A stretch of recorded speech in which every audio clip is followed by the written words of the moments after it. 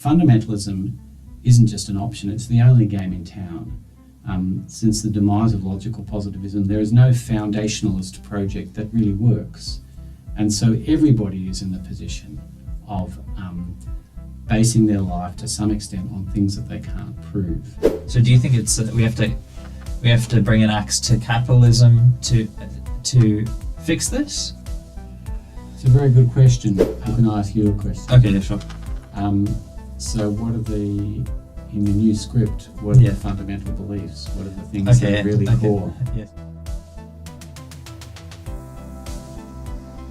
In today's podcast, we're featuring Professor Gordon Menzies. Gordon is a current Associate Professor of Economics at the University of Technology, Sydney. Gordon first obtained his first-class honours degree from the University of New England in 1985. He won the Robert Jones Prize for Best Masters Student at the ANU University in 1997, and consequently he won a Commonwealth Scholarship to undertake doctoral studies at the Oxford University. He won UTS University-wide Teaching Award in 2008 and received a subsequent prize in teaching. Prior to joining UTS in 2003, he was in the room of policymakers during the transformation of the Australian economy by Hawke and Keating governments.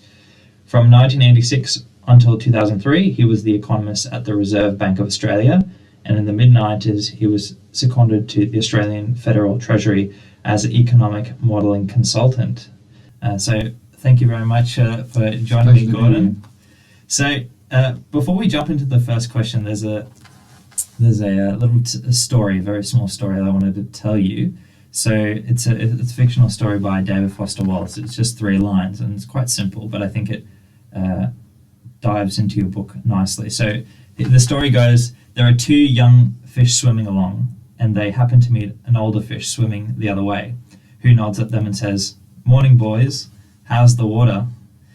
And the 2 young fish swim on for a bit, and eventually one of them looks at the other one and goes, "What the hell is water?" So I think this idea, this notion of water is telling, because it is talking about what is around us constantly and seemingly is invisible at the same time. And so I thought we could begin with diving into your book, which is Western Fundamentalism, and asking you, what is your view on fundamentalism, and how in the West are we fundamentalists? Thanks, it's great to be here.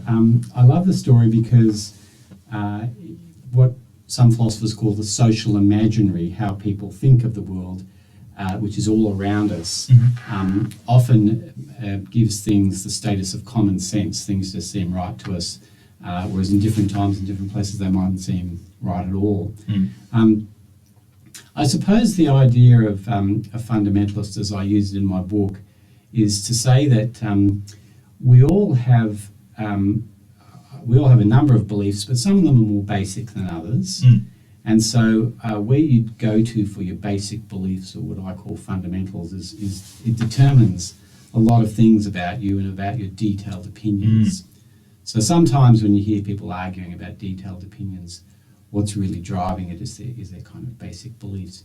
So what's a fundamental? Well, if we think about other people, it's often easier to see it than if we think about ourselves.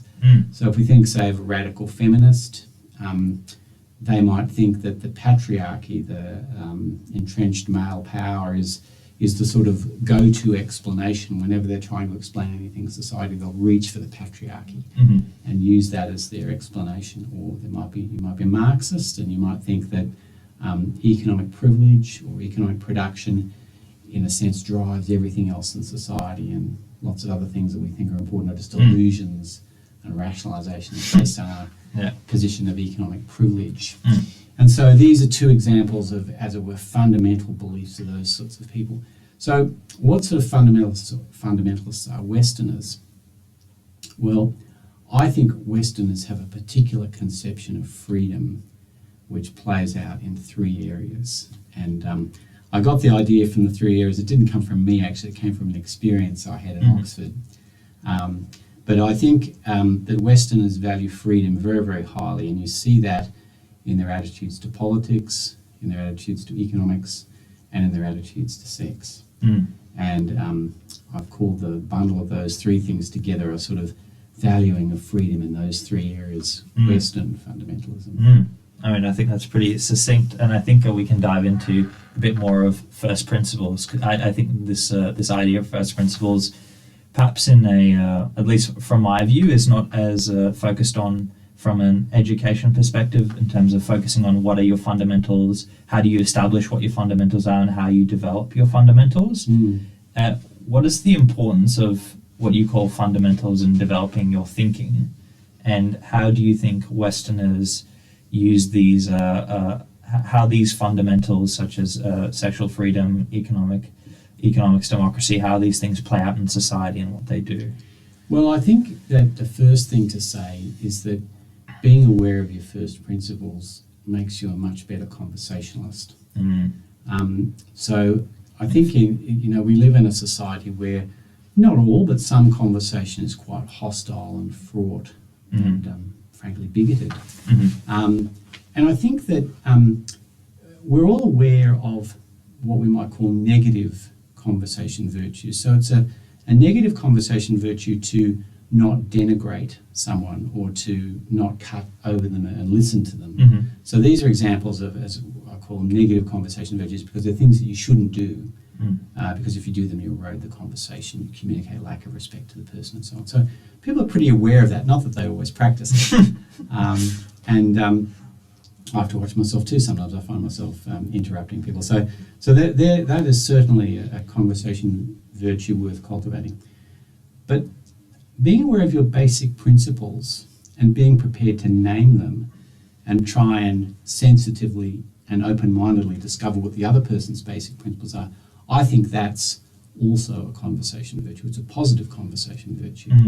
If you can name where you're coming from and you can truly understand where the other person's coming from, then I think that is a very powerful conversation virtue. And so if you find yourself in a hostile argument with someone about a detailed opinion, it's worth just stepping back a bit and seeing, perhaps taking a different road, and thinking about their fundamental beliefs, their first principles. And it's often when you are able to locate what the fundamental belief is, that's actually when you can start having some meaningful engagement, because you're identifying the argument from its base level, and then from there you can move on to maybe completely moving on from the argument because you know you're not going to agree because your fundamentals are at odds, or at least you can start identifying areas of agreement, and then that's when a more productive conversation can happen. I agree with you, Xavier. And so, for example, suppose you and I were having an argument about,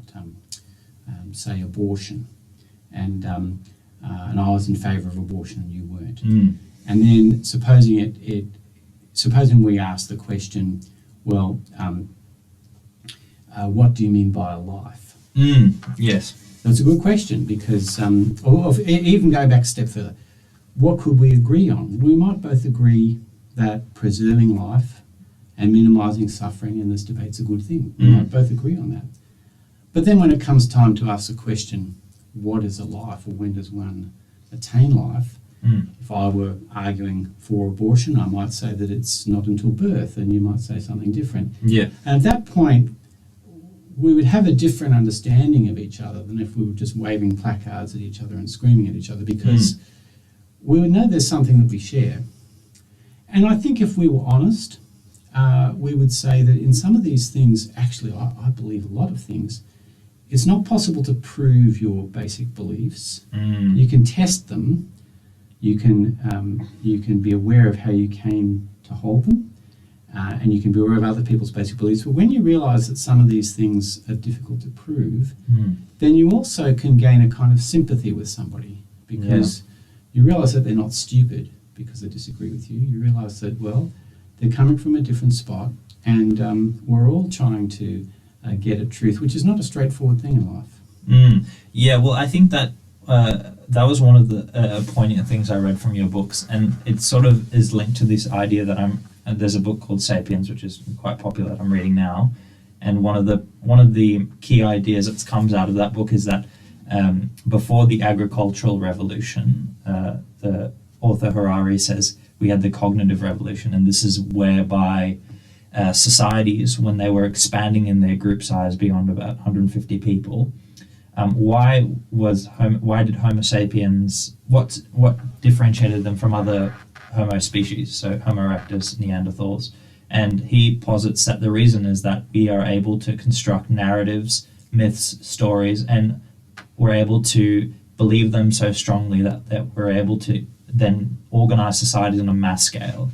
And I think when he looks at these two really interesting examples, so he looks at America on its foundations in 1776, and then 1776 BC, which there was, I think it's in modern day Iran, but there was something called the Hammurabi Code, and basically he looks at how the laws back then versus the laws in 1776. So the Americans posit that individual freedom, human rights, these ideas are something that are very, very important to society. And yet in the Hammurabi Code, there's a very big distinction where class society, inequality, those sorts of things are very important. So if, for example, if you murdered a poor person versus a rich person, it's a different sentence. So if you murder a rich person, it's much worse. And you could argue maybe that's still the case, but in a slightly more implicit way. But anyways, going back to the point, these ideas of what is correct or what is right are built on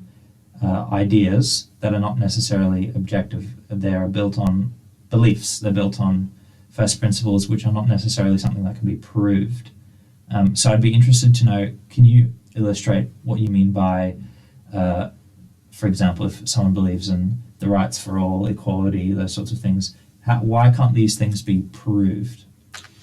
I think that there's a bit of a history here. So if you go back into the West, people that think about thinking philosophers, that's to say, they have gone on quite a journey with something called foundationalism in the West. So foundationalism was the idea that there were a bunch of beliefs that were self-evident, perhaps to a well-functioning mind, and then once we laid out what those beliefs were, then everything that could be believed could be built on top of them, like a building is built on a foundation. That's what's called foundationalism.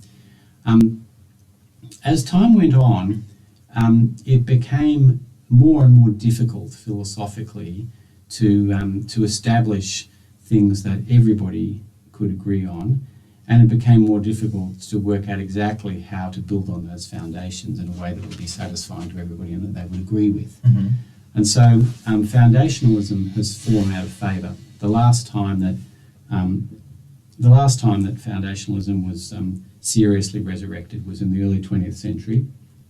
There was a group of thinkers called logical positivists, and what they said was that the only things that you could have confidence in being true were things that were proved by mathematics or proved by scientific experiments.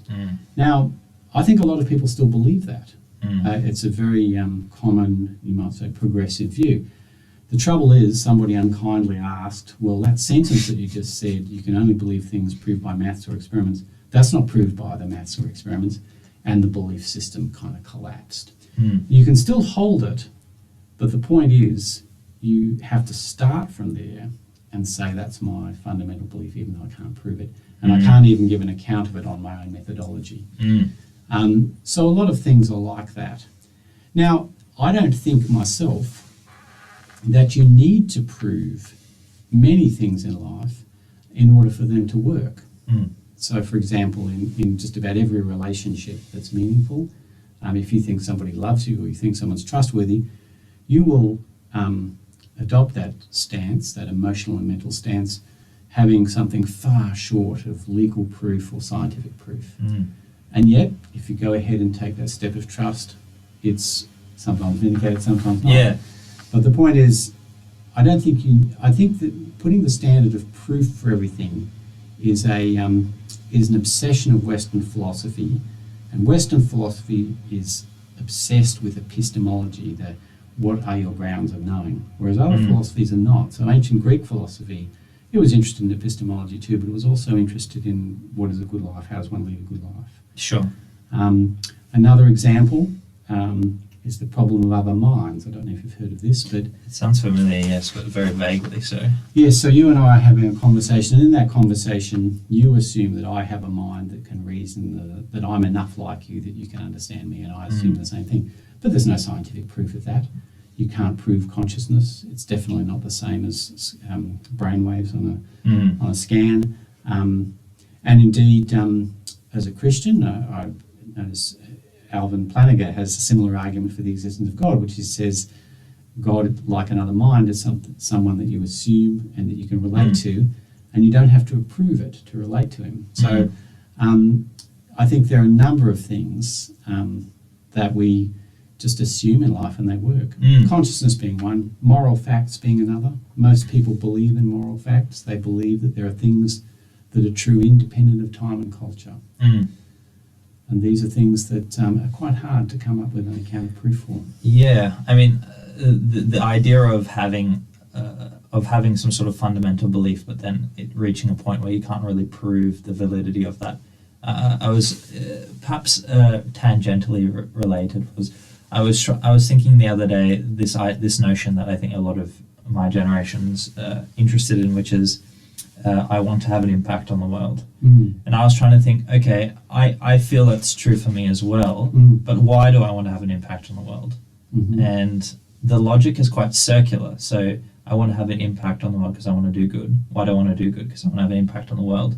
But the fundamental belief, I don't know where it is exactly located or what it's supported by, rather than by itself. And so, in a sense, I sort of relate it to what you were just saying about, there's only a certain point where your fundamental beliefs can go up to, and then you can't really prove them. I would certainly affirm that belief, that the best of being human, one can be human in a bad way too, but the best of being human is to want to have an impact on the world. I'd add a footnote here, which may be controversial, but I think that if I reach the stage where I consider that my good impact on the world, such as it is, consists in following the right causes internationally, but I don't really care about the people or the situation that I'm living and I'm placed in, then I think something's gone a bit wrong. Yeah. So yeah.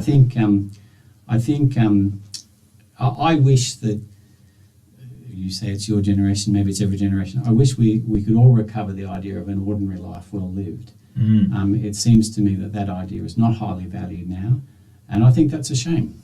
I think loving and caring for the people in your immediate environment, you're placed in a certain time and place, and supporting causes that are important internationally are a picture of a flourishing human life. Yeah, when you said that, I immediately thought of I don't know if you watch Footloose. The movie? Yeah, the movie. Yeah. There's basically, if anyone hasn't watched it, the premise is that it's a small town. This boy moves from a big city to a small town. I think it's Kevin Bacon, like when he was like 18 or whatever. And it's quite a Christian community that views dancing as being a sin. Oh yes. And he comes in and he tries to make the case for why dancing isn't a sin and it should be embraced.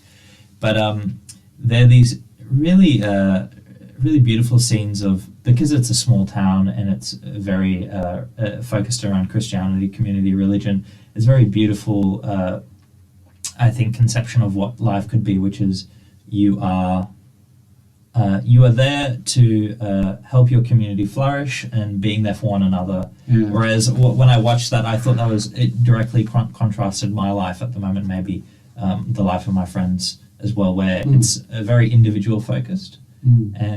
And I've grown up in India, so I've come from a place where community is seen as a central value as opposed to individualism.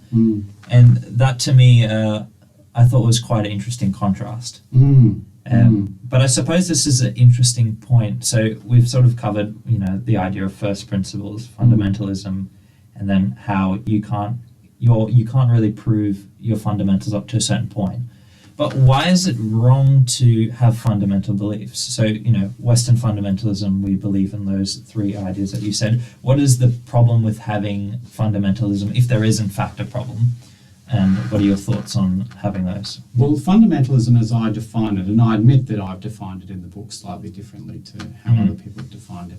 So just in fairness, I would say that if you look up the dictionary, it'll refer to having a literalistic reading of particular religious texts and so on. So I've used the term slightly differently. I've used it that way because I want to make the point, and this is what I want to say to you now actually, that fundamentalism isn't just an option, it's the only game in town. Since the demise of logical positivism, there is no foundationalist project that really works. And so everybody is in the position of basing their life to some extent on things that they can't prove. So I used the example of myself as a Christian earlier when I was talking about relating to God, but I recognise that atheists can have a fundamental belief that there is no God and interpret everything through that grid. So fundamentalism of some kind is unavoidable. Does that mean that literally anything goes? No, it doesn't. You can test your beliefs, you can talk to people about them, you can present evidence for them, but all that falls short of proof in so many things. There's really only a very small number of things that you can prove beyond doubt. I think the English philosopher Isaiah Berlin sort of spelt them out, and it's largely mathematical things. There's very few things outside of that. So is there a problem with it in general? No, it's necessary. It's really an illustration in the area of knowledge, what we know is true in life, which is a certain amount of trust is necessary to live. You have to trust people beyond your beliefs, beyond the proofs that you have of their trustworthiness. You just have to. You start with your parents, whether or not they're good parents, you at least initially have some kind of trust in them. So it's unavoidable. And so in the era of knowledge, of epistemology, you could put the same thing as saying you have to start somewhere. What do I think is wrong with Western fundamentalism? So in my book I talk about Western fundamentalism as being uncritical celebration of democracy, free market liberalism, or sometimes people call that economic rationalism in Australia. It's basically market economics, and sexual freedom. Incidentally, the way I came up with those three was I was debating at the Oxford Union. Which is the debating society of the Oxford, that's right. Of Oxford University, right? And I became a bit dissatisfied with the debates. They were very superficial. And so I went and spoke to one of the leaders, and he said, Gordon, everybody who comes here believes uncritically in democracy, free market liberalism and sexual freedom. And so you just can't question those things. And I thought, well, that's as rigid perhaps as some people talk about religious fundamentalists. So what do I think? What do I think of that threesome? Well, I think they're all related in an important way to freedom. So democracy is freedom from dictators. Free market liberalism is freedom to enter into commercial arrangements that we consider to be mutually advantageous with people. And sexual freedom is about being able to have sex with anybody regardless of any pre-existing commitments or anything, as long as it's consensual and adult. And so what I think about those is that I would make a distinction between freedom from and freedom for. So freedom from is when people are released from things that hold them back and they gain agency. But then what they do with that agency is freedom for. So if you fix up a machine that's broken down, you remove something that's stuck in the middle of it that stops it working, that's freedom from. But then you can use it for the purpose for which it was intended, that's the freedom for. Now I think in the West today, our idea of freedom is just simply to remove every possible constraint you can imagine. And then it's assumed that the freedom for will be good, because I believe Westerners are naive about evil. We believe that as long as we take off all restraints, good will inevitably follow. So not all worldviews are like that. Christianity is quite different. It says that, for example, it says that the greatest cause of unfreedom is sin, and so Jesus comes to free us from sin. But then there's a freedom for, which is adoption into God's family, which has it's a form of human flourishing. Now, I don't think there really is a well-articulated vision of freedom for in the West today. I think the idea is get rid of the constraints and everybody does whatever they want, Yeah. and good will inevitably happen. Yeah, and I suppose how I see this is that freedom for without some sort of coherent narrative, some sort of coherent story, just leads to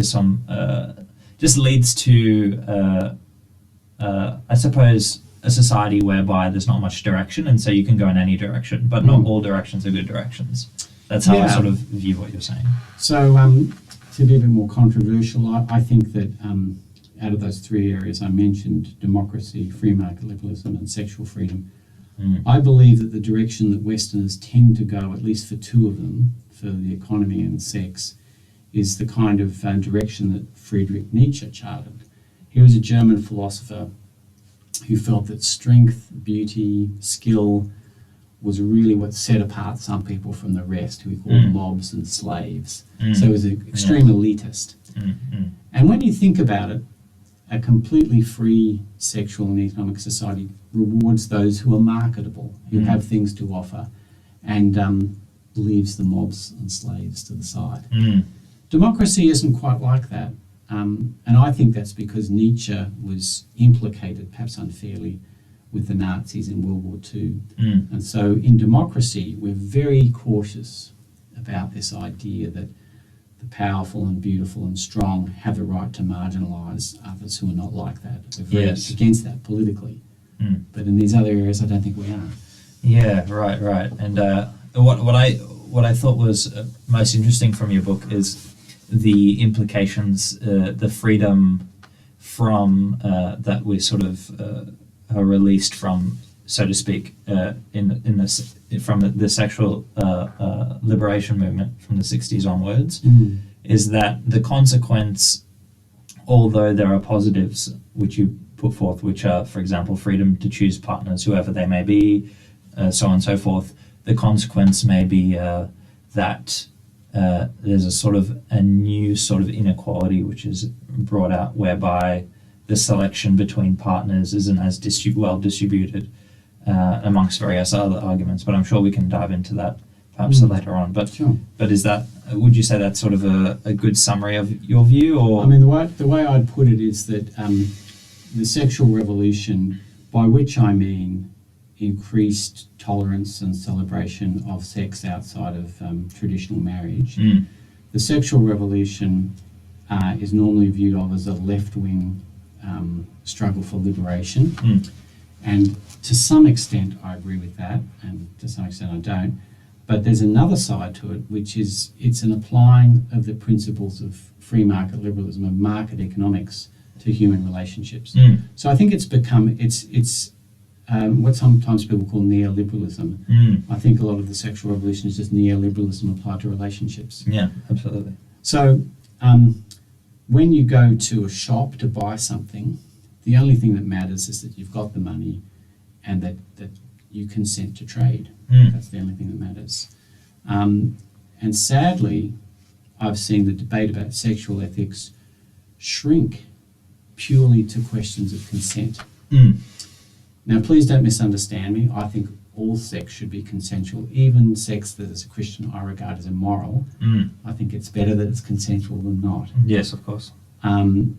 But to have everything reduced to that question, is it consensual, just sounds so much like a market to me. The only thing that matters is that the parties who are trading... as long as you got the money, it's fine. Yeah, that's right. Sort of a reductionist view. There's a I can give you an illustration by thinking of your computer. Your computer is alienable. That's a legal word, which means that you have the right to give it to me. If we strike a mutually advantageous bargain, I give you a certain amount of money, you can release your computer and give it to me. But if you had children, they wouldn't be alienable to you. There's no sense in which you could transfer your children to me. They have a relational right to your proximity, and they have feelings, they're people, and so on. I think what the sexual revolution has done is taken sexual partners from the category of people who have a right to relational proximity to things where you can just get rid of them when it no longer is maximising of your well-being. Yeah, absolutely. There's a few studies actually. One of them is yours, which you did with a few colleagues at Oxford University with the coin flipping game. to do with the finance industry. And I reported that. I didn't do that study. Reported, that's yeah, right. Well, yeah. I think that was a fascinating study. But another study, which is sort of tangential, is I read it in a book by Yanis Varoufakis, who's one of the Greek, former Greek. He used to actually be the lecturer in economics at Sydney University. Yeah, that's right. Yeah. But he talks about how he compares blood donations in countries, and he looks at the incentives driving the donations. So there are countries that have financial donations, and there are countries that aren't. And he says very sort of on a whim that countries that have financial donations actually have less people giving blood compared to countries that do. Interesting. And his rationale is that the economic exchange, what that does is it switches the way in which people value the donation to from a more moral frame to a benefit frame. What is this actually giving to me, as opposed to what am I giving to other people? Yes. And I think in your book you mention another one about picking up preschool kids. Yeah, that's right. Kindergarten. So if you want me to say something about that, Yeah. there was a famous study where in Israel where a creche was having trouble with parents arriving late to pick up their kids. So they must have had an economist on staff. They said, put on a fine, and therefore the people will think twice before coming late because they have to pay a fine. What they found when they put on the fine was that the number of parents arriving late actually increased. And the reason they said was that it's just what you said a moment ago exactly. They said that before the fine was in place, it was viewed in a moral frame. But as soon as there was money involved, it became subject to a cost-benefit analysis. I can keep working for an extra hour. That will cost me this amount of money as a fine at the preschool. Is it worth it? Well, what's my hourly rate? What's the fine? Whereas when it was in a moral frame, there was a different calculus going on. There was a different calculation going on. Yeah, and it's so subtle that even the implications societally, I wonder what they are. So, for example, what you posit in terms of economic freedom from free market liberalism, I think there's all sorts of implications from an ecological perspective. So, for example, being in climate, I think there's a really famous quote: "It's easier to see the demise of the planet than of capitalism," which is quite a flagrant view, but whereby any sort of connection with the planet and trying to live within its biophysical boundaries are they seem so hard to imagine because we're in a sort of a cost-benefit lens. And because free market liberalism solves the problem of values in society. So people believe all sorts of different things about a range of topics, and they value things differently. Now, what a market will do is it will deliver you prices, a set of prices for various things, and in a rough and ready way, we can all take them as kind of the basis for valuations. Now, I don't think there's anything wrong with that for certain limited tasks. So if you're trying to decide, for example, whether to build a bridge or not build a bridge, and it's not in an area that's environmentally endangered or anything like that, it's just in the middle of Sydney, it seems to me perfectly okay to do a cost-benefit analysis because the question of the bridge seems to me to be more or less separable from a whole range of other things. But what you're alluding to there, Xavier, which I think is very interesting, is that when an economic mindset overtakes everything and it starts to permeate everything, then there's a question about whether you are able to retain any other values at all. Yeah, and I suppose that game that you reported, that study you reported on about the coin flipping is perhaps I'm tempted to say a snapshot into what is currently occurring, which is and I invite you to tell what that study does. But sure. So there was it's a very clever study. I really like it. So people play a game where you flip a coin and you're told what the correct answer is. So in this flip it'll be a head, this flip will be a head, this next one will be a tail. So you just flip it and compare what you're supposed to get with what you get. And if there's a match, you take, I think it was 10 euros. I think it was done in Europe. And then at the end of it, you add up the number of correct tosses you get and you get the money. Well, the ingenious thing about the experiment is that the people go away and do it in private, away from the view of the experiment. So you can cheat. You can pretend that the coin flip you got was the same as the one you tried. Yeah. And what they did was that they looked at different professions doing this, and then they looked at bankers doing it, and they split the bankers into two groups. One group, they talked about their ordinary life. They talked about their hobbies, their families, and so on. Then they did the coin task. And the next group, they got them to talk about their banking work and all the things they've done, the deals they've cut and so on. Now, the clever thing about the experiment is that even though you can't tell individual cheating, when you get back and compare the distribution of heads and tails that people claim they have with what you should see according to probability, you can tell if there's been cheating. Yeah, using statistics to You can use statistics. who are cheating, who isn't. That's right. You can tell for a group.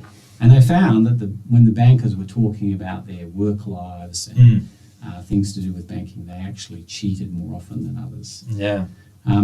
So yeah, I think it's. I guess that tells you that there's certain modes of thinking which can just lead you to being dishonest, even though it's not obvious that they ought to. Yeah, for sure. And I suppose we can use this to sort of dive back into fundamentalism.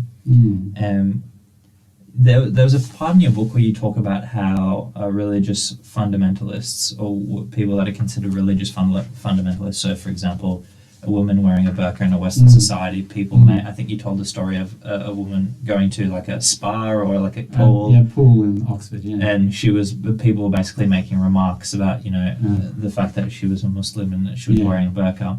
And a burkini. A burkini, that's right. Okay, yes. Basically that Westerners were having sort of an unthinking response, immediately saying, well, she's just a fundamentalist and she doesn't really critically examine her beliefs without actually having any knowledge of that or knowing how introspective a person is. What is your view of this idea of unthinking responses, and how can that help people who are sort of looking at their first principles, their beliefs and their fundamentals? Yeah, that's a great question. I guess that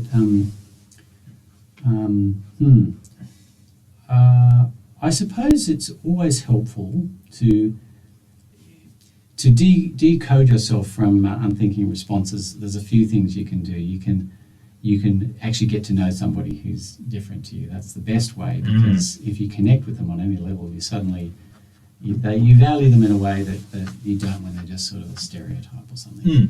Sometimes it's not possible to do that, so reading is a good alternative. You read about someone's life, you can develop a connection or sympathy with them. I don't mean, by the way, that once you develop that connection, you can't disagree with them, but tolerance of people is a virtue, but tolerance of ideas doesn't have to be. Yeah, that's right.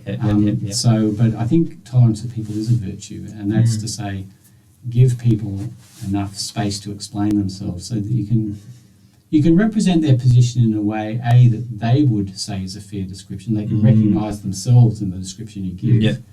And B, that it's generous. You try hard to see it from their point of view. In the end, as I describe in the book, you walk away from your own beliefs and look over your shoulder at where you are long enough to sort of imagine how you could think differently. But then you go back to your beliefs. You have to. No one can live without fundamentals.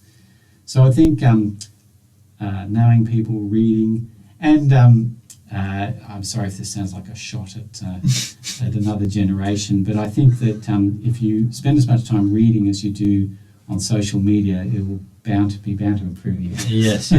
No, I run the risk of now getting a mass unfollowing on my subscribe. No, but well, this era suits me because I think some things can be communicated very briefly and nutshelled, and I actually like doing that. Yeah. So this era of brief communication and short attention span media suits me in a way, but some things can't be communicated in a short attention span. Yeah, most definitely.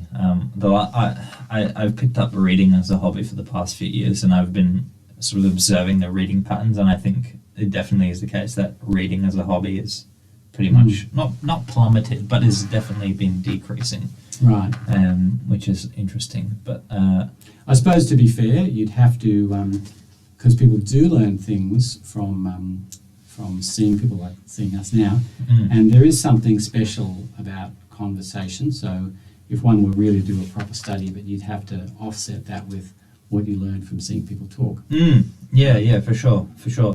Just touching on what you were mentioning, it made me think of a conversation I had with someone a while ago, and we were having more of a heated debate. But I was making the point that it's important to be friends with people that you actually disagree with quite on a fundamental basis. So I have a few friends that are what you would call liberal voters or more right-leaning voters here in Australia. And I wouldn't I think I would probably say I'm more left-leaning, but it's sort of to be discussed. I'm sort of always changing. But I was talking to this friend saying, you know, I think it's really important that you have friends that you disagree with. And the main argument that she levied at me is that, well, the problem is that people that have beliefs that are so different to you, arguments that come from a certain fundamental place, you can't be friends with them because it means that their values are just diametrically opposed to yours, and you can't be friends with them. So my takeaway from the argument and sort of thinking about it is that, one, people can come up with fallacious arguments all the time, and that doesn't really reflect what they truly believe. And two, people are susceptible to cognitive bias, and so they could hold a specific position, not necessarily because they are a strident Republican, Liberal voter, or even Greens left voter, but just because they identify with it strongly because of their personality. So more of like a psychological lens. But I'm curious to see what your views are in terms of critical thinking and having conversations with people you disagree with. And this is especially relevant because now with social media platforms sort of siloing people using algorithms, people, in my view, are less engaged with the opposite politically or moral viewpoint. It isn't easy to be friends with people that you have strong disagreements with, and I suppose there are limits to that. It depends on the nature of the friendship, I suppose. When you're working with people, or you're married to someone, or you're making decisions with someone, where those conflicting values come into play, well, that can be very difficult. I don't think myself there's much of a barrier, and in fact that's what university should be the best at. University should be shining examples of places where people can interact. They're not making decisions together usually, they're just interacting as people in the marketplace of ideas, and we ought to be modelling a place where people can actually have quite different views and listen to each other. Unfortunately, that's not always the case of what a university actually is, but I think that would be a worthy ideal. On the question of a psychological lens, I myself think it's important to ask people. We talked about positive conversations virtues before. I think it's okay to ask someone, why do you think the way that you do? And even if the answer is because of a particular experience or an upbringing that I have, I think it's important to not then dismiss them on the basis of that, because it's true that you can have a particular perspective because of an experience you've had, but sometimes you've had a particular experience and everyone might expect it to point in a direction, but it doesn't. And other times it might predispose you to think a certain way, but you actually do the work of self-reflection, of talking to other people, and you end up confirming the position you already have, but it's not just because you had a particular experience. Yeah, I bring up the psychological lens because when I was about 18, 19, I came across, in YouTube world, there's this thing in psychology called, it's going to escape me now, it's called, I think, Confirmation bias? Not confirmation bias, but it's called like psychological drift, something along these lines, which is essentially where algorithms are so powerful at identifying what you watch that once you watch a particular video, let's say you're watching, I don't know, some sort of political commentator, the the YouTube algorithm will be able to identify the type of video it is and then suggest a video which is slightly a bit more controversial, but very subtly controversial, or maybe a bit more controversial. But it's done so in a way that you're receptive to the suggestion. And so you'll click the video, and what will eventually happen is your views will start to become ever more radical to where you become a sort of radical fundamentalist, an ideologue, where any opposition to your views, you just sort of label that person as, these left-wing loonies or these right-wing hacks, whatever. So there was like a period of time where I was having debates with people whilst I was experiencing this sort of psychological drift. And it felt as if I was sort of kidding myself, but because I was watching so many videos and sort of ingesting the viewpoints of whoever was speaking, I could sort of talk around the person and not have a very compelling argument levied against me. And it was only until at that time I actually started reading, and then through reading I sort of untangled the views I had and sort of realized I was actually locked in, like my identity was so tied with the idea that I was able to sort of distance myself from it. And so now I am very cognizant of confirmation bias and trying to be very careful of any time I feel attracted to an idea, of really taking a step to say, okay, do I like this idea because it confirms what I'm thinking, or do I like the idea because of its merit? And so I suppose this isn't really a question, but I'd be interested to know your thoughts and perhaps what we can do to promote critical thinking. Yeah, it's a very hard question, because ultimately we think as we interact with other people, and the quality of the information we receive is likely to impact the quality of our thinking. I suppose it comes down to looking for credible sources of information, and so how well credentialed someone is, whether there's an obvious bias, although I said that people can be led to a position by a life experience, but then think about it and still have that position. Obviously, there are people who are led to a position and don't do the work of thinking about it critically. And then there are people who pronounce certain opinions for self-interested reasons, to sell things or to promote political causes for which they're paid or something. So there's a great deal of material around in life that you can doubt. And I think it's hard to generalise about it, except to say that you watch your sources and you become aware of what good and bad arguments are. And one basic thing that academia trains you to do is to try and separate people from arguments. That's a good discipline. At the end of the analysis, you sometimes do have to conclude that they're connected. Yes. The interest of a person in an argument, but I think it's a good discipline to not rush in with that assumption. Yeah, could you elaborate on that? Because I think in that conversation I was mentioning, that debate I had with that person, that was also an argument that they levied at me, saying, well, you can't decouple the person from the ideas that they're espousing. Which yes, it's a sort of a legacy of what people call critical thinking, not in the sense that you mean it, but critical theory, not critical thinking. Yeah. The idea that ideas are simply grabs at power, and that whenever anybody says anything, they don't really care about the truth. They just care about bolstering some kind of position. Sure.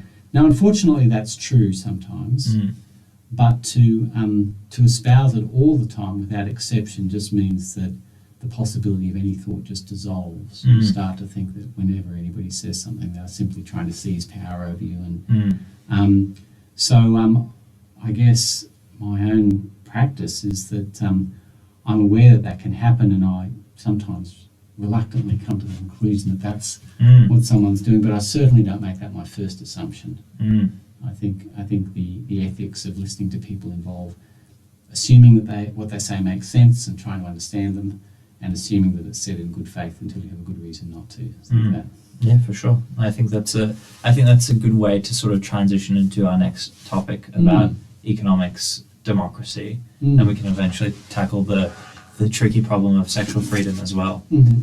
So there's a economist called Vaclav Smith. I don't know if you've come across him. No. He focuses on environmental stuff as well as Mhm. energy and stuff like that. Mhm. And he stated that economists maintain a monopoly on supplying the physically impossible narratives of continuing growth that guide decisions made by national governments and companies.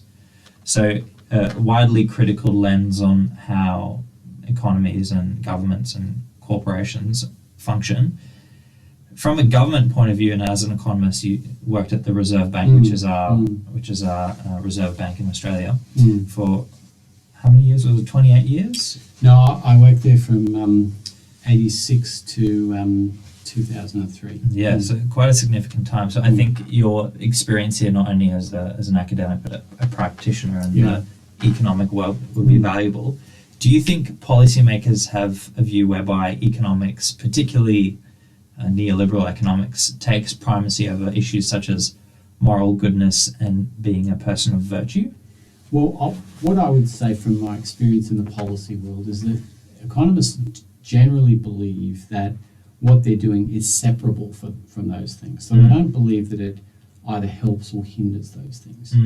And sometimes I think that's true. So I think in the example I gave before, if you're doing a cost-benefit analysis about whether to build a bridge and nothing much morally hangs on it, you don't have to bulldoze a whole slum of poor people, or you don't have to wreck an environment. If there's no moral issue that hangs on it, then doing a cost-benefit analysis, weighing up the pros and cons, seems to me to be perfectly okay. Where it gets trickier is that in a society like ours, where there's a great deal of disagreement about values, I think economics tends to fill a vacuum of values. And so there's a bunch of things about the discipline of economics which create a kind of society. And how important these things all are is, I'll leave it for your readers to reflect, listeners to reflect as they sort of think about themselves. Now, I knew you were going to ask this, so I do have a number a few list things here. So the first thing is that economists tend to use market prices. Now, market prices sometimes are misleading. They don't factor in things like pollution. So that's something that environmental economists have complained about for many years. The next thing is that, as we talked about before with those examples of the creche or the banking sector, what economics sometimes does when it spreads throughout society is it replaces other forms of ethics with raw consequentialism. You know, what in this situation, what's the pluses and minuses? And it also creates a very individualistic mindset. So it tends to be, what's the costs and benefits for me? And to the extent that it does that, it helps create a kind of environment where people are basically fairly selfish. Then to say the argument against that is that economists would say that what the economic system that we have does is it actually enables tolerably good social outcomes, or sometimes good social outcomes, when everybody's selfish. And so that's not a weakness, it's a strength, because everybody is selfish. That's how it goes. The other thing that it does is it gives you a certain vision of life, and economics is not alone this way, but the vision of life goes that you can't be worse off by having more choices. So if you can expand your choice set on every dimension, that's a good thing. So the sort of utopia that an economist would imagine if they took their models literally would be one where there's no constraints on your freedom at all. You can do anything you want. You'd be like God, really. You'd have complete freedom of action in any dimension at all. So there's the idea of limits being good for you or good for society is just not there. It's limiting. It's a bad thing. The idea that limits are there is actually a bad thing in the economic way of thinking. And now, how important these are for, as it were, corrupting society, I think it just depends on the issue.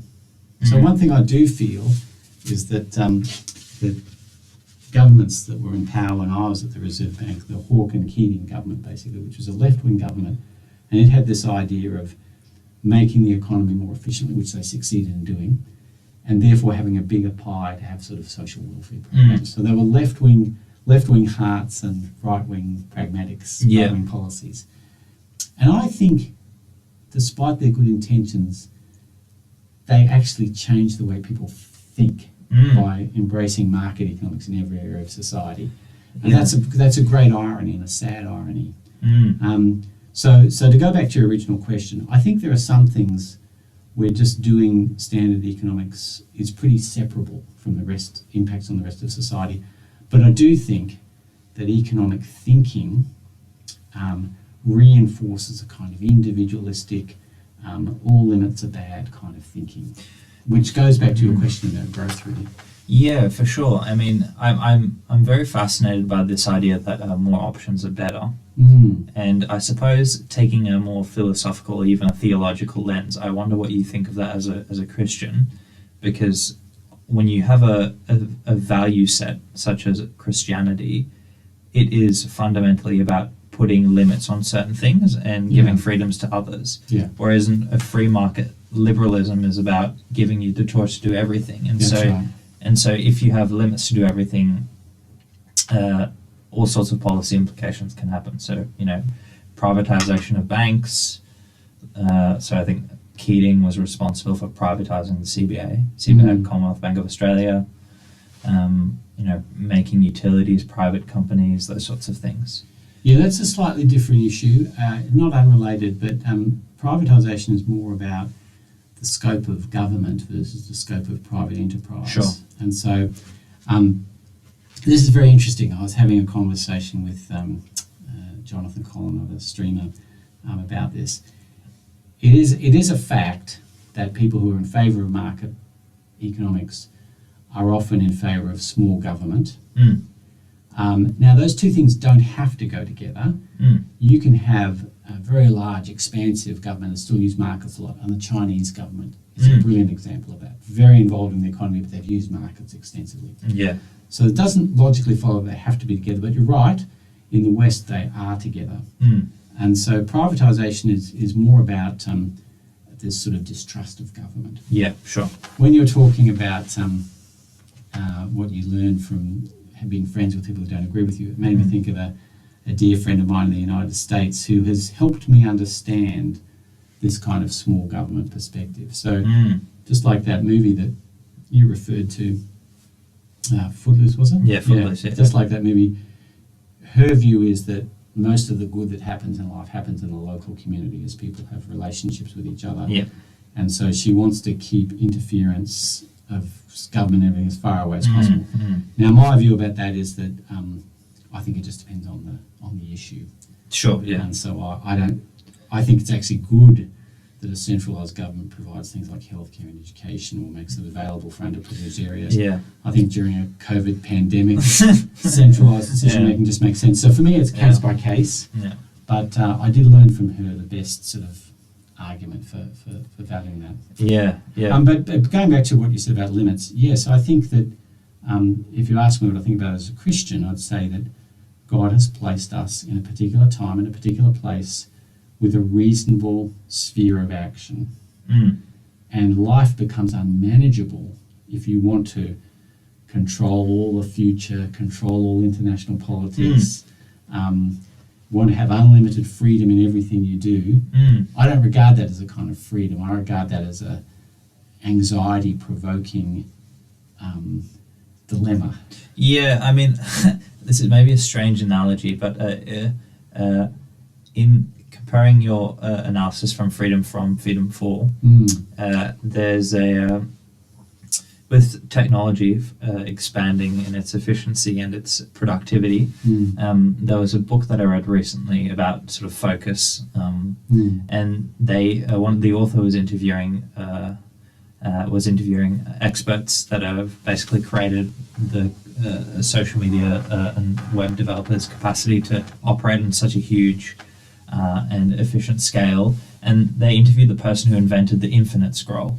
So previously, when you were scrolling, it buffered for a moment, and then you were able to scroll. So there was a sort of a feedback and slow down. Okay. And this person had invented a infinite scroll. So basically, you could continuously scroll as long as you have a reasonable internet connection.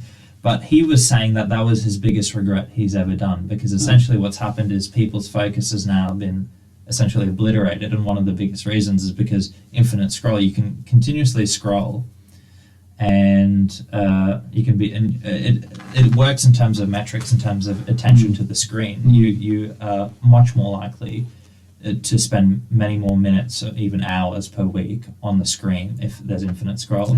And so basically it's sort of a strange connection, but this idea of just an improvement, or I shouldn't say an improvement, an expansion of possibilities isn't necessarily a good thing. Yeah, that's right. So let me explain why I take a low dose of antidepressant medication, but I don't take LSD. Sure. I have a picture, I have a picture of human flourishing. Yeah.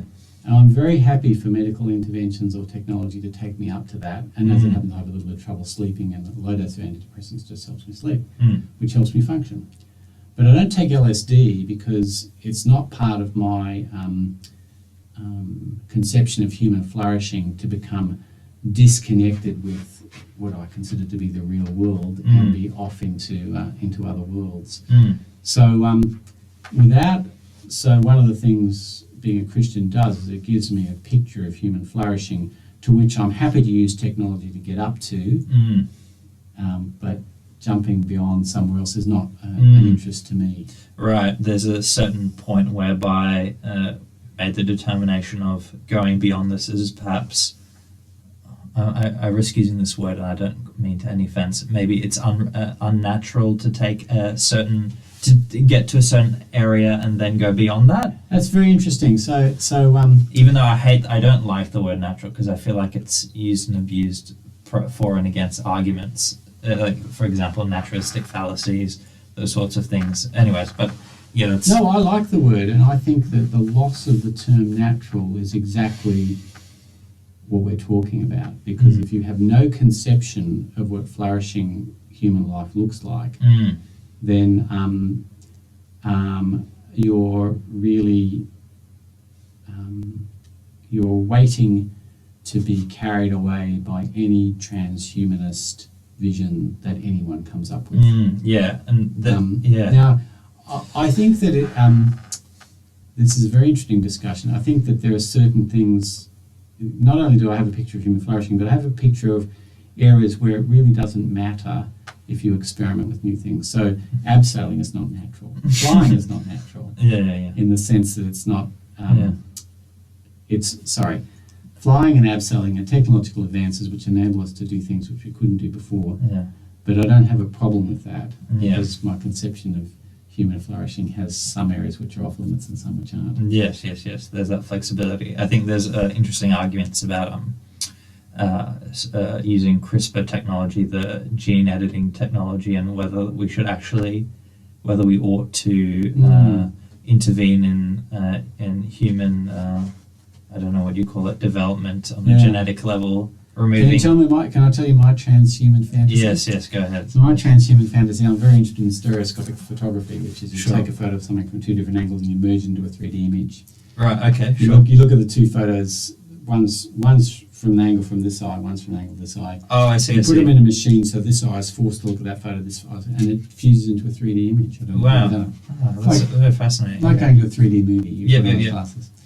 Well, my dream is to put a helmet on with eyes pointing in every different direction, and this fused image is put on a screen in front of your eyes, and then you walk around like that for a month, and you can see all around you, and people poke you, and you get to integrate your senses with your sight of vision. And I wonder whether after a month of that, walking around with that hat, you would actually begin to see 180 degrees, 360 degrees. Right. Yes. So that's always. But whether or not I'd ever try that, I don't know. Yes. Well, I think coming back to the idea of economics and having certain fundamentals. One fundamental. So out of your list of the three, after reading, there's a book called Less is More, which is an introduction to this idea of degrowth, which I've told you about in the past. The author's thesis is essentially that economics has a, let's say, using the fish story, the water is growth, economic growth, that is. And his thesis is essentially that up to a point it's okay, but exponentially it is disastrous, because it means that it means all sorts of things, meaning lack of respect for biophysical limits. So basically you can, pollute beyond extinct. Essentially, and do also come to all sorts of funny conclusions which you probably wouldn't have if you had a critical lens of growth. I'm wondering, do you think this is a fundamental view in economics of growth? Because, obviously those list of three, in your book you invite readers to sort of think about others that you may have not come across or may have not thought about. What do you think of growth and economic growth? Yeah, it's a great question.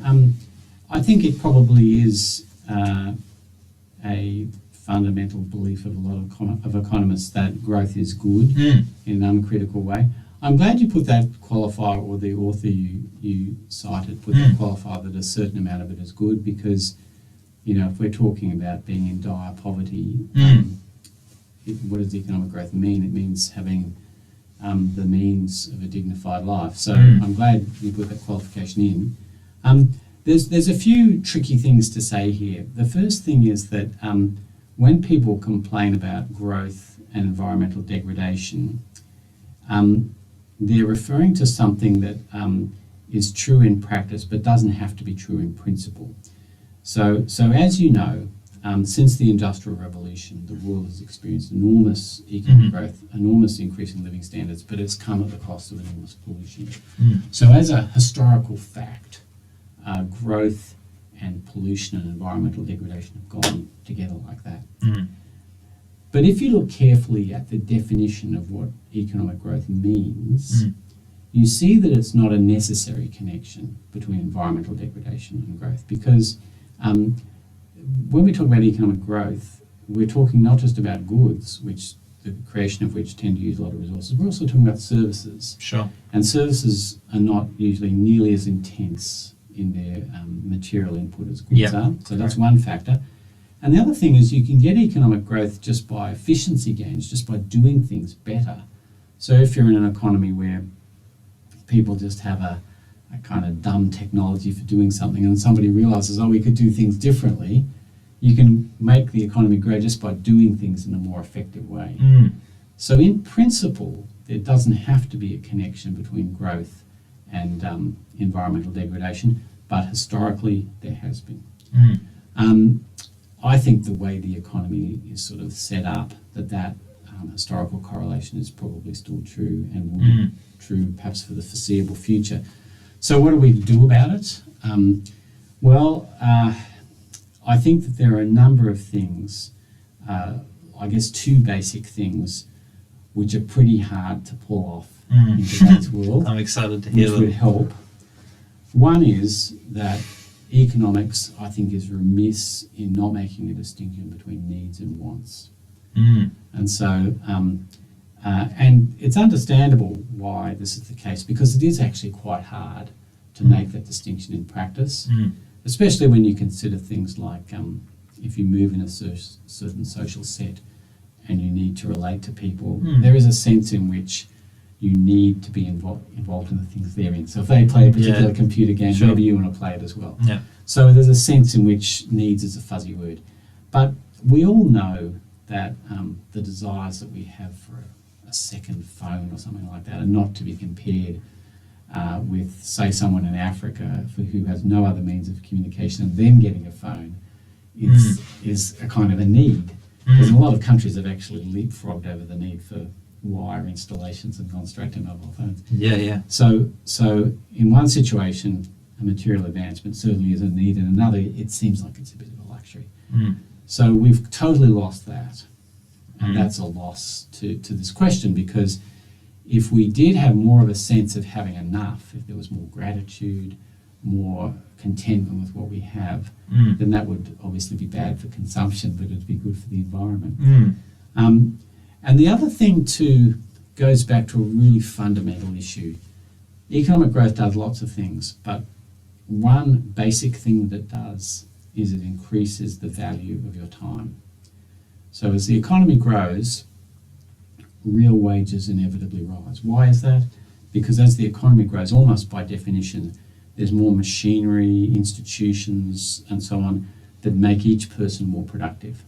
So through time, wage rises. Now the question is, what does that incentivize you to do? Well, if you believe the idea that having more stuff makes you happier, then having a higher wage can tempt you to go out there and use that to get more stuff. So the second change, thinking of needs and wants is one change, but the other change is to see valuable uses of your time which are not commercial. And that's a hard thing for people to do, I think. I think it's hard for people to turn away from the labour market and do something that takes time, is socially valuable, but they don't get paid for it. And they're not using their human capital. If they're highly trained and they could go and earn $100 an hour or something doing a bit more extra work, to turn aside from that and spend time with their family, spend time in an environmental care group, spend time looking after a sick relative and so on. These are all very costly, and they become more costly the more economic growth progresses, because the higher your wage goes. So as an economist would say this way, the opportunity cost of your time is just always going up. I imagine that CEOs don't spend a lot of time with their kids, and I think a lot don't. And perhaps that's a reason. But I think that's both of those reasons. But it's not just CEOs, Xavier. It's ordinary people. Yes. The value of our time, as the value of our time goes up,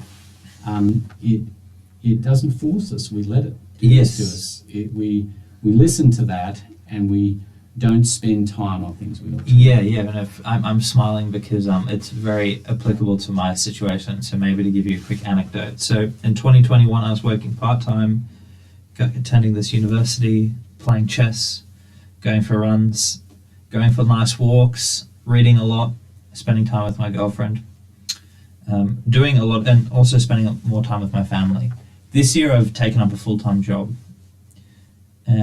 My time at leisure, so playing chess, going for runs, walking, being in the natural world, being with my girlfriend, spending time with family, have all decreased significantly. My time at work has increased by, I don't even know the amount of hours, but basically whatever the equivalent of moving from part-time to full-time is. And I think from a pure financial point of view, I should be better off because I'm earning more. But from a welfare perspective, I feel worse off, even though I'm earning roughly about 3 times the amount I was earning last year, which is very bizarre to me. Well, it's not that bizarre, actually. I understand why, but if I was looking at it from a pure financial lens, that seems bizarre. Welfare lens, it seems bizarre.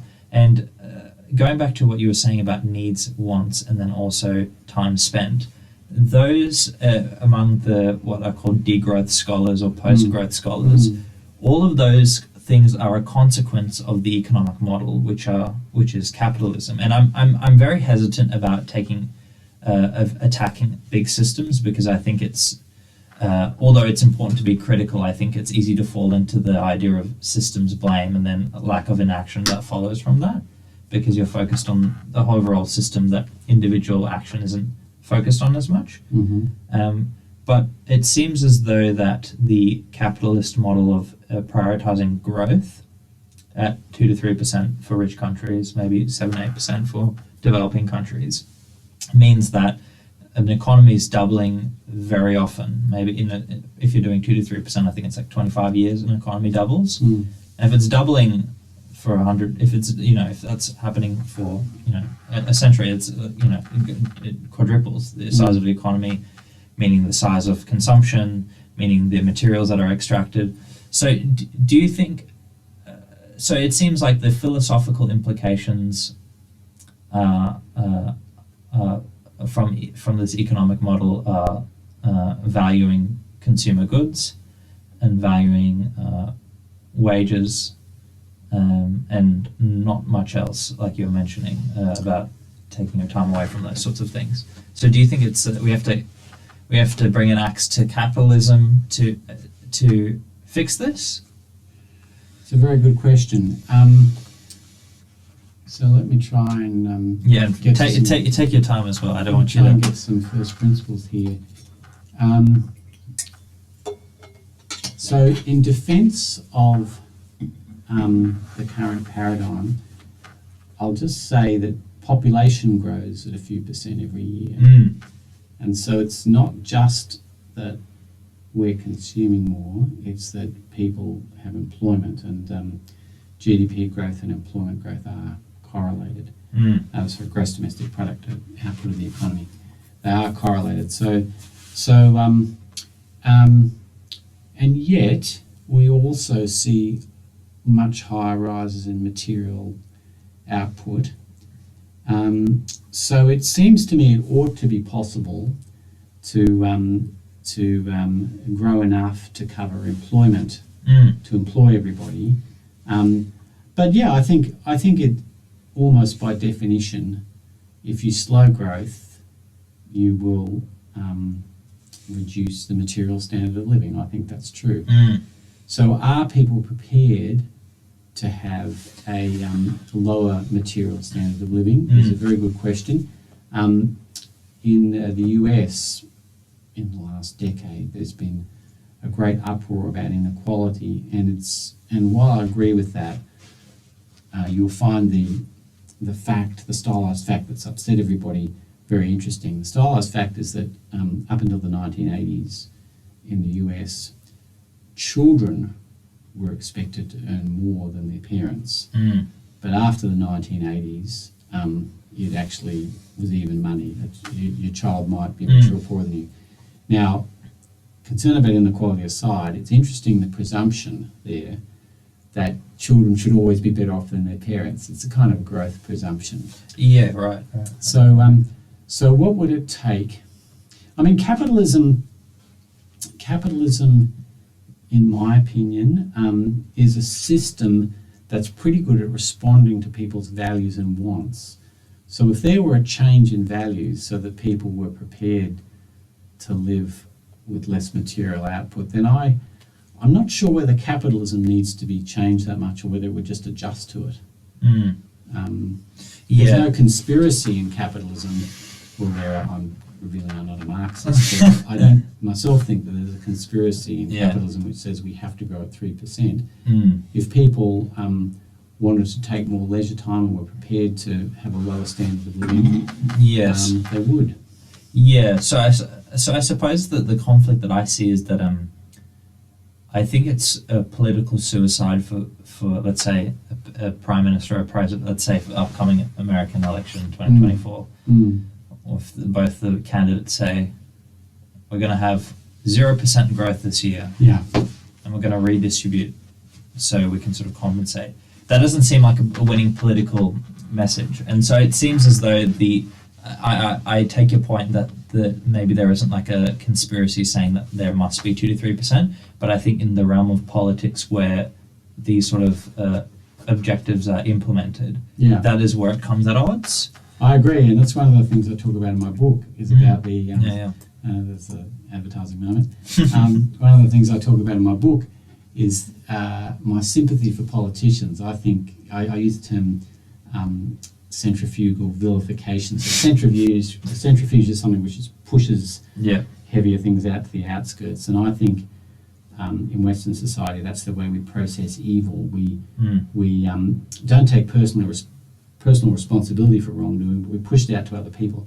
And I think politicians are victims of centrifugal vilification. Yes. So I think what happens is that people want inconsistent things. They want clean environment and ever-rising material standards. Those things are inconsistent, as you rightly say, Xavier. But this all just gets filtered up to the politicians who must make decisions, and they just basically have to have a bet whether they'll lose, whether the balance of votes will go for them or against them if they prioritise economic growth over the environment. And and if that's what they think they'll do it. Yeah. And so then everybody complains to the politicians about you don't care enough about the environment. But the problem was their inconsistent attitudes, which they don't have to make decisions about, but the politicians do. Yeah, and I suppose the critiques of capitalism will vary in their severity depending on perhaps the political infrastructure in which they're operating in. So in America, where maybe not America, maybe in country, I'll just keep it random. So an economy or a political system that is less compromised by, let's say, political donations will probably have more severe critiques of capitalism because they're less likely to implement policies which are perhaps good for the environment. Whereas in countries like, I don't know, like Norway or Finland or those sorts of countries. Or a state government which is drip-fed off stamp duty is less likely to make sure that houses can be cheap and affordable. For sure. Yeah, I think the institutions can create incentives that scuttle the political process. Yeah, so I guess very quickly on the idea of limits. So there's this economist, which I sent you an article of his name's Georgios Kallis. He's a Greek economist, and he wrote a really interesting book called Limits, where he basically re-examines economic fundamentals. So going back to Malthus, and sort of his idea, Malthus's idea, as I understand it, is that population growth is going to mean that we're not going to have enough resources to survive, and then essentially what he didn't foresee is dropping birth rate, and then also the growth in production and consumption and services globally. But Georgios Kallis' view is that he was wrong not because he didn't see capitalism sort of taking steam and birth rates dropping. He was wrong because essentially his view of humanity to want to expand their needs doesn't necessarily follow. So his view is that we need to re-examine what needs and wants are. And his view is that we need to radically contract what our notion of needs and wants are, and live in a different type of society. So an example of what I'm talking about is this idea of eco-villages. I don't know if you've heard of them. No, I haven't. So it's so they're basically these small areas of land which are occupied by people in really small houses that run in a very communal sort of village, whereby they share resources, they share cars, they have like a common food eating area. So it feels as if it's sort of like a, I don't know, some sort of hippie utopia sort of thing. But it's the idea is to basically radically reduce consumption, radically reduce energy use, and live communally. Those are the ideas. And the results, as I understand it so far, there's a professor from Uni of Melbourne called Samuel Alexander who's done research, or he observes research. And the studies that have come out of these eco-villages is that people's relative satisfaction with life doesn't decrease. Their energy and water and food consumption drops by an astronomical amount, by like 70%, 80%. And so Samuel Alexander says, well, we can live in communities with radically less and we can be just as happy. So why don't we do that? And so it's this idea of re-examining needs and wants and actually asking, well, we don't have to live this way. We can live reducing our lives to better the planet and reduce our impact. So I suppose that goes back to your comment on examining what needs and wants should be. What are your views on that? There's a few things that I'd like to investigate in that scenario. So one thing is that there are benefits to mass production. You can do things a lot more cheaply. So I'd be interested to know whether these people, what sort of jobs they have, whether they are, as it were, office workers who are just living in small communities and getting all their needs from outside in mass produced environments. Yeah, as I understand it, just to provide you a bit more context, because they live very simple lifestyles, they work maybe 1 or 2 days a week. Oh, okay. And in terms of materials, my understanding, and I think they probably would have to go to like grocery stores and stuff, so that's using that, like you said, mass produced. But in terms of building houses and stuff, they use recycled materials to try. So the idea of these eco-villages is to be as environmentally friendly as possible. So that's what's informing these villages, but just... Yeah, it sounds like there may be some really good principles there to try out. The other thing that I'd like to... that I'm wary of is economic localism. So I'm not saying, I don't know whether this experiment involved that, but some people have an idea that if everything is produced locally, that it will be good for the environment. Now that's actually not right, because some international trade or trade between regions is very good for the environment, because things are grown in areas where the environment suits them to be grown. So if you try comparative advantage. Exactly. Yeah. Exactly. So there's a strand of eco-friendly thinking which tends to presume that local is better than global. And this was a number of years ago. There was something called food miles, which were put on packets of food, and the idea was how far things had to travel to get to you. And that was a misconceived idea, because for the reason I said, that if something comes from a region where it's actually very economically efficient, and sometimes not always, but sometimes economic efficiency matches environmental sustainability. So those are things that are worth asking. But I think the idea of living simpler and doing it in community is very valuable, because often our expectations are shaped by the people around us. Yeah. And so I think if people are doing these things together, it must help. So I'm very positive about that suggestion. I think that I just think that there are a number of things that would have to be thought through for a general economic approach to it. Yeah, and I suppose this is a good area for us to transition to think beyond economics and beyond democracy, and sort of dive into the more philosophical, perhaps even theological sort of areas of life.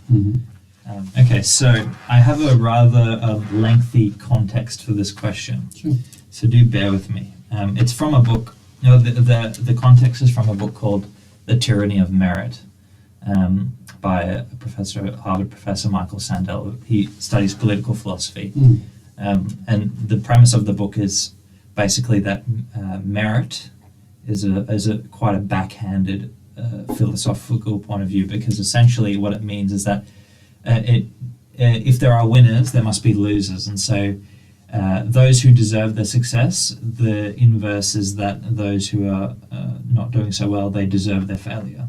So that's his sort of that's an encapsulation of the book. But in the book, there's this quote which I want to read from you. But just before that, I just wanted to say, so one of the major objectives of economics and politics, as I see it, is to ensure that the common good is being met. In his book, he goes on to say that in ancient China, Confucius taught that those who excelled in virtue and the ability to should govern. In ancient Greece, Plato imagined society led by a philosopher king. Aristotle argued the most meritorious should rule, with merit defined by excellence in civic virtue and what he calls phronesis, which is the practical wisdom to reason well about the common good.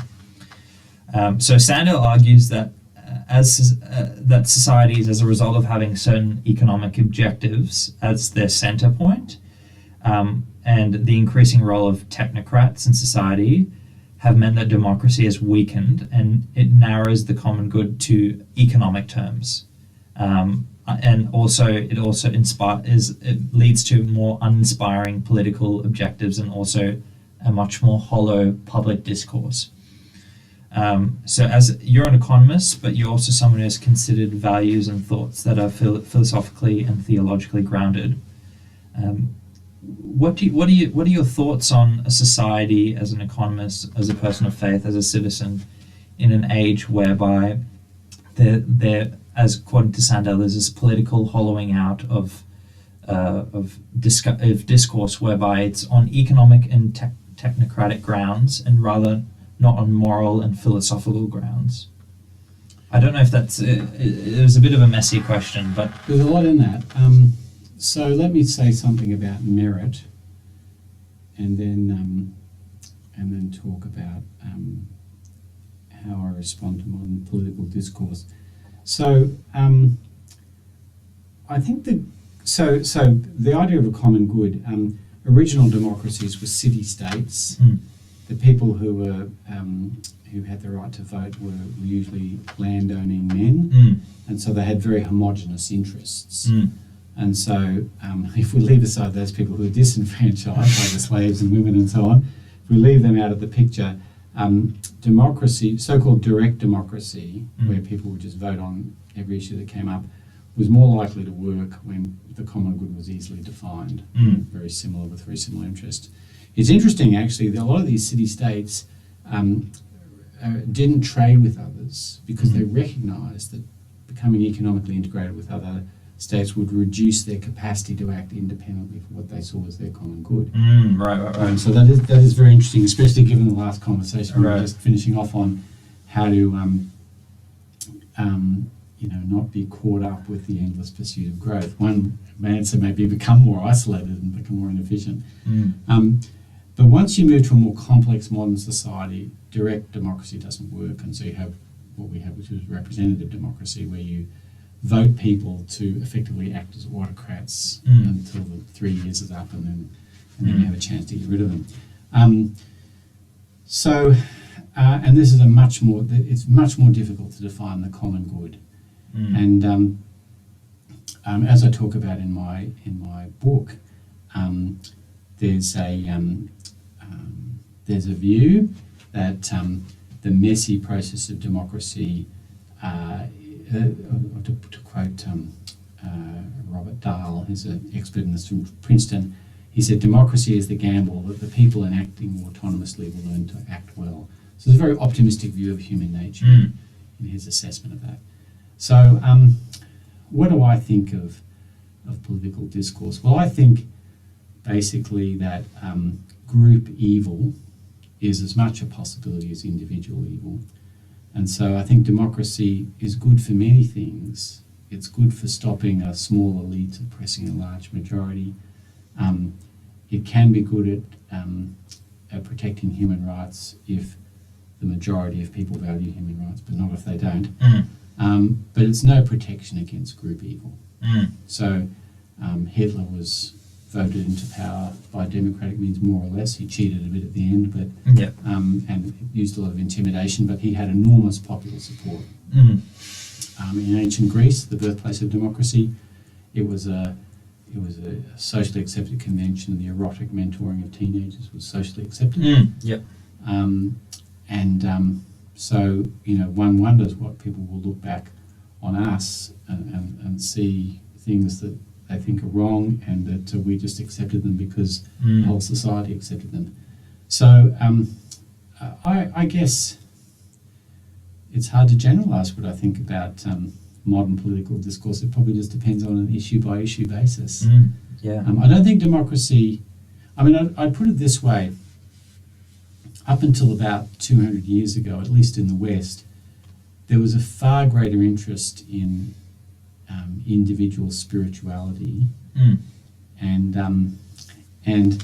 I think in a sense Western thinkers got a bit tired of that, and they wanted to improve the world through technology, and they also wanted to improve people. There was a sense in the Enlightenment of a project of the perfectibility of man, as man meant then both male and female. There was this project, and I think where we've landed eventually is that we have improved a lot of the infrastructure and institutions in society a lot, and technology has enriched our lives a lot. But I don't think that there's been a fundamental improvement in human nature, and I wouldn't look to democracy or kind of political technology or other technology to do that.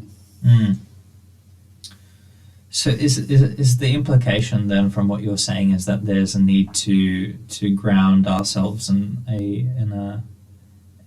new stories or old stories, or in terms of religion, of how to live? Because I've had this conversation with my friends, or a friend of a friend was basically talking about how he became a Muslim, and how that sort of gave him a grounding in terms of navigating the world in a way that it didn't when he was an atheist. Someone that has grown up overseas and sort of been an observer of religion, multiple religions, whether that's Hinduism, Muslims, Christians.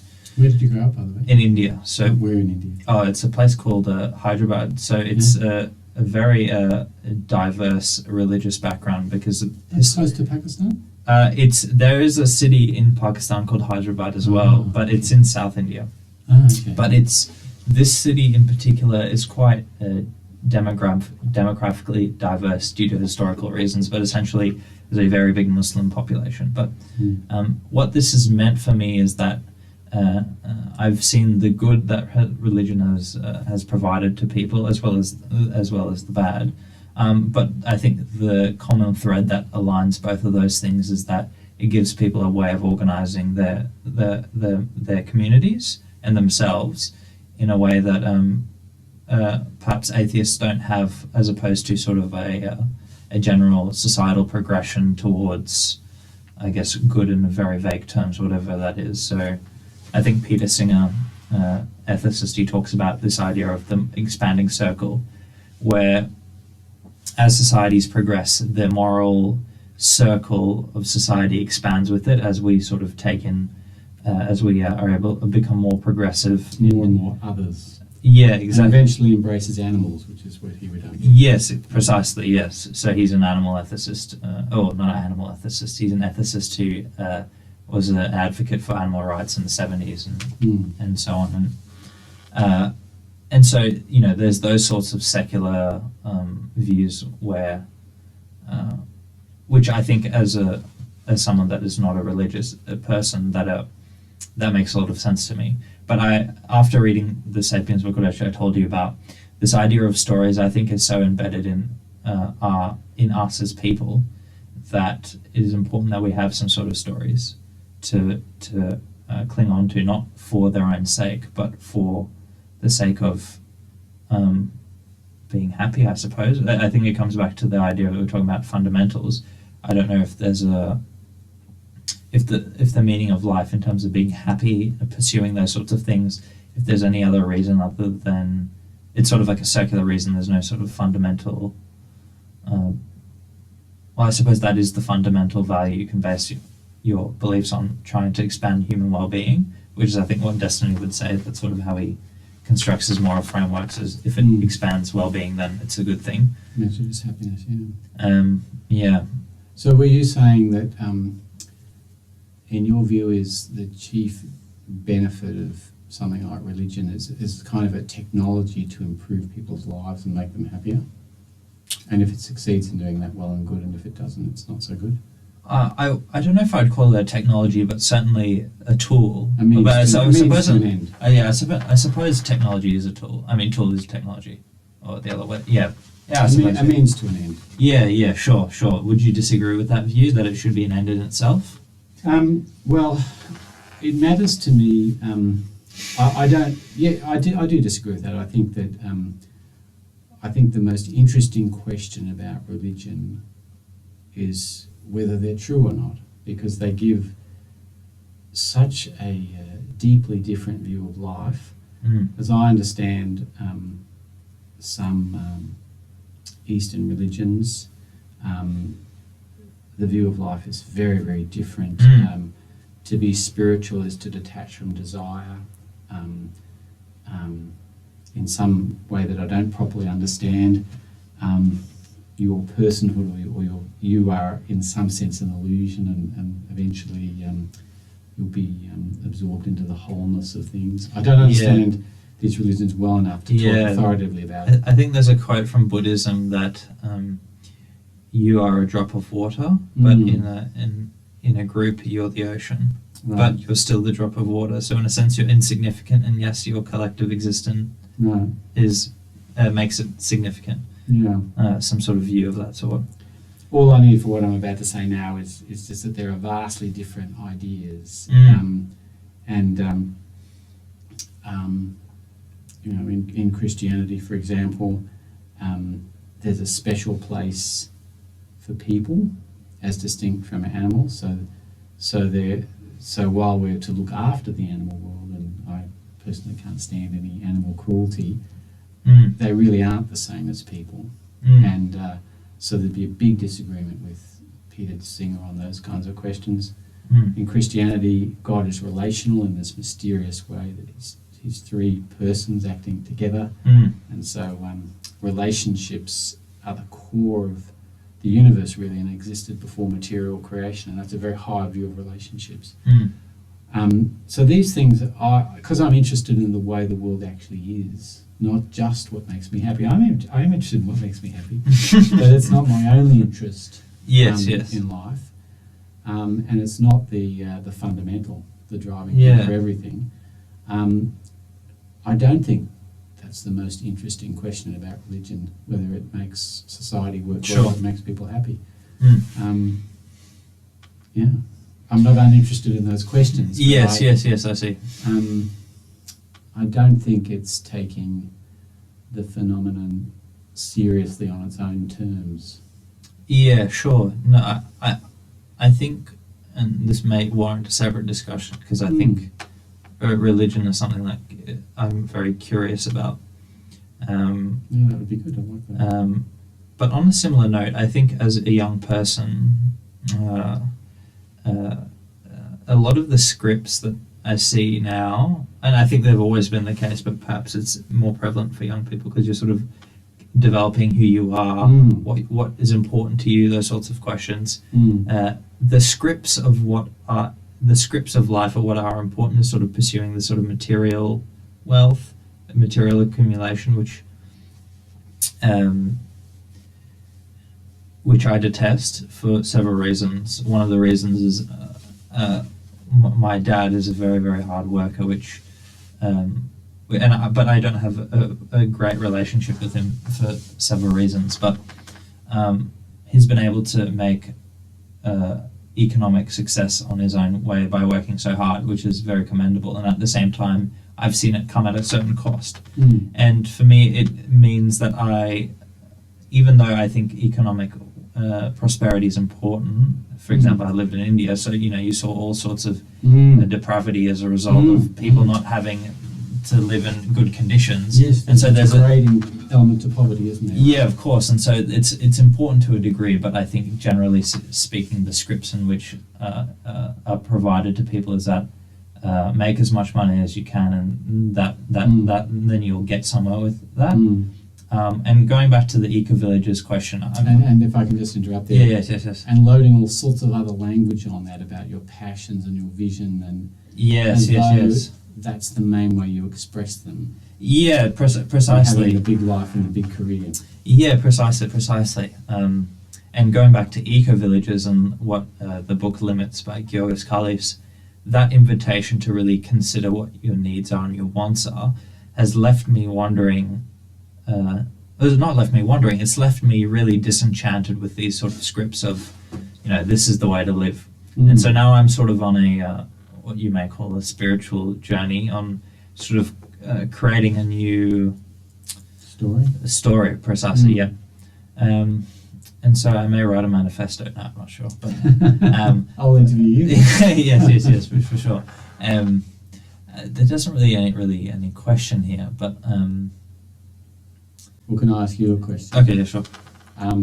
So what are in your new script, what are the fundamental beliefs? What are the things that are really core? Yes. So I've been thinking about this. Growth is not one of them, actually, even though I'd like it to be. That's because I realized the other day that actually, sorry, I don't know. Actually, no, I retract that. That's silly. I'll just focus on what I do know. I think kindness is very important to me, and that's not to be conflated with kindness at all costs, because obviously I think there's a degree to which kindness can be abused by others to put you in positions which are not ideal. So kindness with sort of a blend of goodness as well, which is a bit vague and confusing, but no, it makes sense to me, because the idea, when we were talking about limits before, I nearly said something, which is that if you think of somebody being disciplined or trained by something in life, it's usually a hard constraint or a difficulty that they face that they can't at first brush get past. And if that difficulty comes from somebody else, it can appear not to be kind, but it can actually be good for somebody. Yeah, correct. Yeah, so I think that distinction is necessary, but some sort of vague culmination of those two values. I mean, as a Christian, I'd say love is a very big word in Christianity. It's not just romantic or erotic, but it's much bigger. Sure. And it includes things like kindness, but it also includes things, for want of a better word, phrase, a tough love sometimes. Yes. So I think that's probably a better way to phrase it. So I think that would be the first value. The second value, I think, is consistency. So for several experiences in my life have left me feeling many things, but as a result of perhaps certain grievances or bad events, has led me to think that it's important to have beliefs that then you can apply consistency across your whole life. And so, for example, sort of integrity, like the life fits together. Yeah, for sure. So for me, integrity is like is being able to apply your beliefs consistently across the board. So, for example, hopefully they're good beliefs. Yes. People have a lot of integrity that way. yes, precisely. Yeah. So, for an example I can use is coming across Peter Singer's books. They've been quite transformative in my ethics, and the view that using consistency as a principle to sort of as a means to be a person of integrity. And so I've been trying very hard to be a vegan as a result of that, which I think. I don't know if you know, but Destiny has some very, very anti-vegan views, which are quite funny to listen to his debates. Okay. Anyways, so veganism is like or vegetarianism is my attempt to sort of having one belief and then trying to consistently apply it everywhere. Those are the two things that I've come across at the moment. So I don't have a thought, but it's sort of this attempt to identify what the water I'm swimming in is actually much harder than I thought it would be. Do you value courage? While you're thinking about it, I'll say yes, I do, for sure. I've become aware recently that I'm not as courageous as I could be, so I don't take risks that in hindsight I should take. And I've realised that I don't think courage is something that's talked much about as a virtue. I mean, every era seems to major on certain virtues and ignore others. No. Self-control would be another one that I don't think is highly valued in modern society. Yes, I would agree with you. I think those two things... So this is the problem I'm running across. There's so many good values that you could really adopt into some sort of coherent story. And that's why I think, obviously, religion is so... going back to the more consequentialist view, which I know you're not... not as you prefer the more means to end in itself view, but I think that's why the stories are so important, because they sort of summarize things that have already been happening for centuries. And so the other reason why stories are important is wisdom. Because epistemology, the science of knowing things, doesn't have much of a role for story, and that's a bit disturbing, because most of us learn a lot of what we learn from stories. Stories that when we're growing up, our parents or school would read to us. Or the stories of lives as we watch other people. So I have a bit of a suspicion that something's wrong with Western epistemology, that it doesn't have that. And I'm kind of predisposed to think that way anyway, because as I believe God revealed himself to us through many stories in the Bible. So yes. It seems it has to be epistemologically okay. I've sort of come to that view from a bottom up rather than a top down perspective. So for context, so in like 2020 I started going to a counsellor or a therapist, and the one of the modes of therapy is, I don't know if you're familiar, but narrative therapy, whereby you examine the stories that you tell yourself, and then sort of taking sort of a meta position on your narratives and actually and pulling them apart and saying, is this true? Is this helpful? Interesting. And after that experience, it's left me coming across books and being and movies and poems and music, and being very interested in the narrative structure or just the narrative themselves. And then, interestingly, on a podcast, we interviewed a director of PwC, and she told this story about going to Korea, visiting a family, sitting in a group and laughing, and like quite an intimate moment. And it's been probably like a year and a half since I heard that story, and I have never forgotten it. And that was very profound to me, because I've had many hours of conversation with people. They've told me many things, and I've forgotten probably 90% of them. But the story was the thing I remembered. And then obviously coming across the Sapiens book, that cognitive revolution, the idea that, you know, we tell stories, and then seeing Indigenous cultures, basically for Australians, Indigenous culture being the longest lasting culture, and they've survived through oral storytelling, not writing down most of them. So stories is something and storytelling is something I'm also very in awe of, I would say. It's getting in touch with, for want of a better word, the kind of humanities side of the human experience. So I don't know what kind of education you had, but the education I had was a sort of state school, secular, very flat view of what it is to be a person. And steamed vegetables. That's how I'm thinking of it. Not much flavour. Pretty and dry. So you're getting in touch with I could use the word spiritual, I could say transcendent, the idea that there's more to life than just straightforward matter. And yeah, for sure. I'm tempted to continue, but I'm looking at the time. And all right, we should do it another time then. Fantastic. I want to ask you one final question. You can keep it as brief or go into as much detail as you like, but we ask this to all of our guests. So the podcast is called Utopias Now. So obviously we like imagining things. So I invite you to let us into your mind and tell us, what does your utopia look like? If you have thought about it. If not, you can keep it in broad strokes.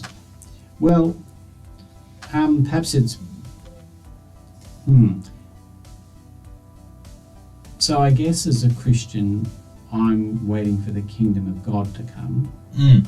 And so that's a time when all wrongs will be righted, when God takes his rightful place in the world, and all injustice will cease, and final judgment will be meted out.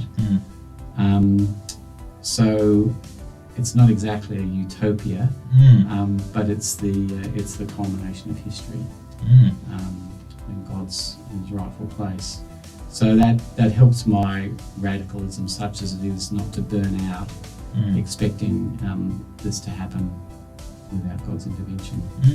Well, I think that's a good place where we can end it. Thank you, Gordon, for coming on. Thanks very much.